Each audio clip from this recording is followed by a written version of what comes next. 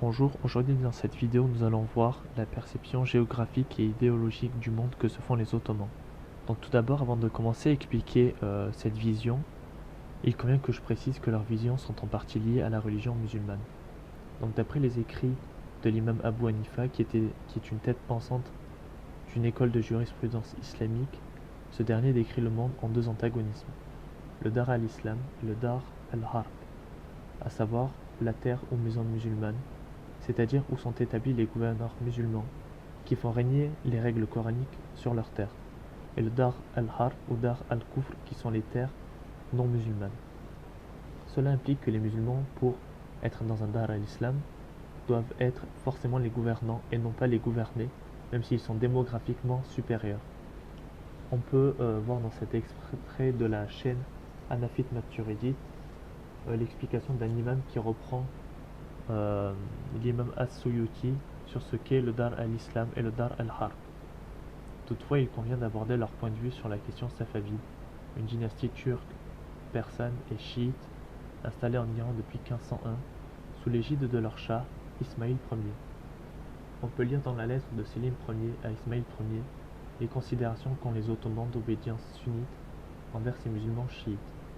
Donc cette lettre, pour remettre dans le contexte, elle est avant l'expédition en Iran où Sultan Selim a envoyé deux lettres à Shah Ismail. La première d'entre elles, donc celle que je vais mettre en description, c'est une lettre envoyée le 23 avril 1514. C'est une lettre qui est très forte diplomatiquement pour l'époque, tant par son style que par son approche. Donc je vous laisse aller voir la lettre en question.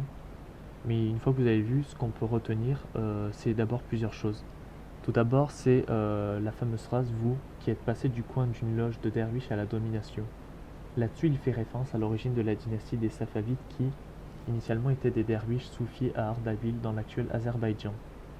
Mais c'est une confrérie dynastique transmise sur un modèle patrilinéaire qui a eu des objectifs politico-militaires à partir de son grand-père, c'est-à-dire Shah Ismail.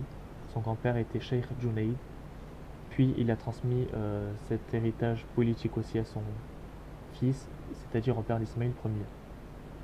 Tandis que les Ottomans, eux, sont une tribu nomade, guerrière venue d'Asie centrale, qui se sont établis en Bithynie et ont acquis une forme de légitimité en combattant les Byzantins. On est donc sur deux modèles aristocratiques différents.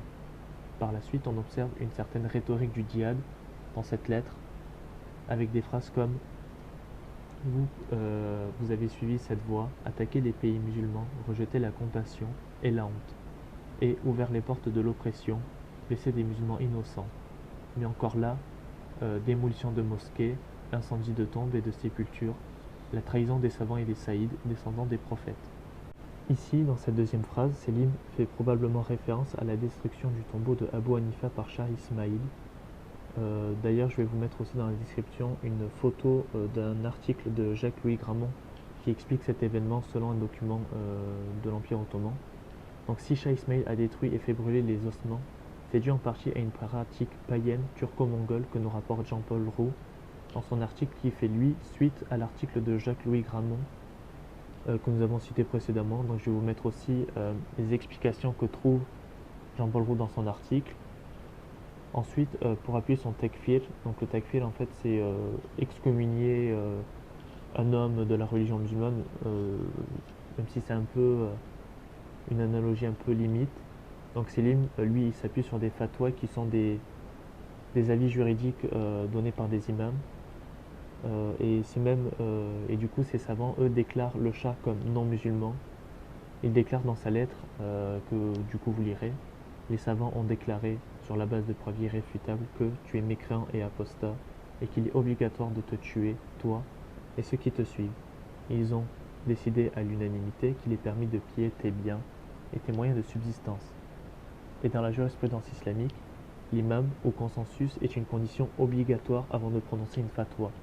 Le sultan, lui, donc, il s'appuie sur le pouvoir religieux pour étayer son propos et rapporter plus de légitimité. Pour ce takfir ou excommunion, il n'est plus considéré donc comme un dirigeant musulman, étant donné qu'il n'applique pas du tout sur ses terres les lois coraniques et que pire, il force la conversion au chiisme sur son territoire, devenant ainsi un Dar al-Harb, quand la charia n'est plus respectée. Et ça, il le dit plus tard dans la lettre, d'empêcher dans la mesure de leurs moyens ceux qui se détournent des règles divines et tentent de détruire la religion et la charia, qu'il ordonne ibaha i muharrama et irakat i men i mukarrama, c'est-à-dire permettre les choses interdites et interdire les choses permises.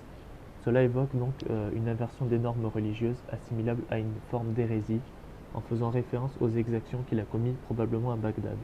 Cependant, quand on observe une certaine carte de l'Empire ottoman, on observe ces détails qui, d'après Gilles Wallenstein dans son ouvrage Turc et Turquerie, décrit les sphères d'influence de l'Empire ottoman. Tout d'abord, le premier cercle d'influence comporte la Thrace, la Thessalie, la Macédoine et la Dobroudja. Ces territoires sont, eux, sous administration directe de l'Empire ottoman.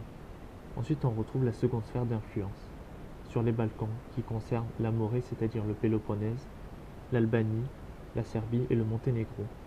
Et enfin, on a les États tributaires dits Kharajguzar, avec en leur sein la Moldavie et la Valaquie qui, contrairement aux autres, peuvent garder leurs institutions propres, comme les voïvodes et les boyards, mais seulement avec approbation du sultan. Pour ce qui est du contexte social, c'est une région pluriconfessionnelle entre les chrétiens catholiques, comme en Dalmatie, des protestants dans certaines régions en Hongrie, chrétiens orthodoxes comme en Morée, Roumélie, Macédoine et même en Serbie. Mais globalement, durant la période moderne du XVIe au XVIIIe, il y a une prépondérance chrétienne dans la région avec quelques communautés musulmanes qu'on peut retrouver en Bosnie-Herzégovine et en Albanie. Ce phénomène d'avoir pour cet état des cercles concentriques d'influence sur des populations non musulmanes est né d'une pratique plutôt pragmatique dans les relations internationales et la géopolitique de l'Empire. Ainsi, une nouvelle notion est apparue, c'est le Dar al-Ahd, c'est-à-dire le territoire du pacte, qui est une construction juridique apparue progressivement dans la pensée islamique pour désigner les territoires non musulmans, liés à l'État musulman par un traité de paix ou de non-agression. Cette notion n'est pas héritée directement du Coran ou de la Sunna, mais résulte d'une élaboration doctrinale des juristes musulmans pour s'adapter aux réalités politiques changeantes. En outre, il faut noter que cette catégorie ne fait pas l'unanimité chez les auteurs musulmans de l'école hanafite, qui eux soutiennent le fait qu'un territoire ne peut être qu'un dar al-Islam ou dar al-Har, selon le critère de la souveraineté que l'État a sur le territoire ennemi. Toutefois, à l'intérieur de l'école hanafite, on retrouve des savants comme Muhammad al-Shaybani, élève direct d'Abu Hanifa, qui accepte aussi l'existence d'un territoire de trêve, comme étant une catégorie séparée. Tandis qu'al-Mawardi, un savant chafiite du Xe siècle, distinguait dans tous les territoires placés plus ou moins directement sous le contrôle musulman en trois catégories. La première, c'est ceux qui ont été conquis par la force des armes. La deuxième, ceux qui ont été occupés sans combat après la fuite de leurs gouvernants. Et trois, ceux qui ont été acquis par traité. Et c'est ce dernier qui montre la création d'un Dar al-Ahd, une acquisition par un traité de soumission de la puissance chrétienne, comme la Valaquie par exemple. Mais l'Empire ottoman, suivant majoritairement l'école hanafite, a souvent traité les territoires non musulmans liés par des traités de paix comme faisant partie du Dar al-Islam, en raison de l'obligation de protection découlant de ces accords de maître esclave ou même plutôt de suzerain et vassal, ce qui est assez unique. Cette approche a permis aux Ottomans de conclure avec diverses puissances européennes tout en maintenant une cohérence avec leur cadre juridique islamique.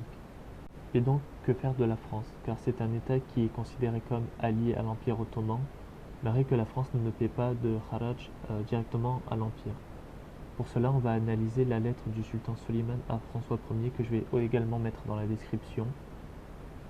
Donc d'abord, qu'est-ce qu'on peut retenir de cette lettre? C'est d'abord que c'est une lettre diplomatique envoyée en 1525 par le sultan Soliman le Magnifique à François Ier. Elle intervient dans un contexte bien particulier. François Ier, lui, vient d'être fait prisonnier par Charles Quint après la bataille de Pavie en 1525. Cette lettre est emblématique de l'alliance franco-ottomane qui, bien que paradoxale du point de vue religieux, va se fonder sur une convergence d'intérêts politiques contre les Habsbourg.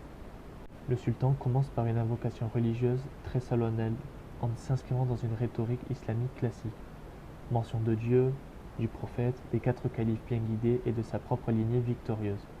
Cette introduction donne une légitimité sacrée à sa fonction et rappelle que le pouvoir ottoman s'inscrit dans la continuité du califat et de la défense de l'islam. Il se présente ensuite comme l'ombre de Dieu sur terre, maître des mers, des provinces et des villes saintes, c'est-à-dire la Mecque, Médine et Jérusalem, insistant sur l'universalité et la légitimité de son autorité politique et religieuse. Cette titulature vise à écraser symboliquement ses interlocuteurs, et en l'occurrence François Ier, qui est clairement désigné comme un subordonné, toi, qui est François, roi du pays de France. La hiérarchie entre les deux souverains est nette dans la structure même de la lettre. Cependant, malgré cette posture de supériorité, Soliman manifeste une volonté d'assistance. Il rappelle que même les empereurs peuvent être défaits et encourage François à ne pas perdre courage. Cette attitude s'inscrit dans la logique du sulh, paix et coopération, qui permet aux Ottomans d'entretenir des relations diplomatiques avec des puissances non musulmanes, même si elles ne sont ni tributaires ni conquises. Et si la France ne met pas de kharaj, elle n'est pas en position de soumission, ce qui pose justement la question de sa classification dans ce cadre idéologique et géographique ottoman. C'est à ce moment qu'intervient une subtilité juridique et politique. Bien que non musulmane, la France devient un allié stratégique de l'Empire ottoman, dans un jeu de puissance européenne. Cette situation particulière ne rentre ni dans le Dar al-Islam, c'est-à-dire le territoire islamique, ni dans le Dar al-Harb, c'est-à-dire le territoire ennemi, ni même tout à fait dans le Dar al-Ahd, le territoire sous-traité. Elle illustre la capacité ici des Ottomans à adapter leurs idéologies religieuses à leurs intérêts géopolitiques, en créant une forme d'exception diplomatique pour servir une politique anti-Habsbourg.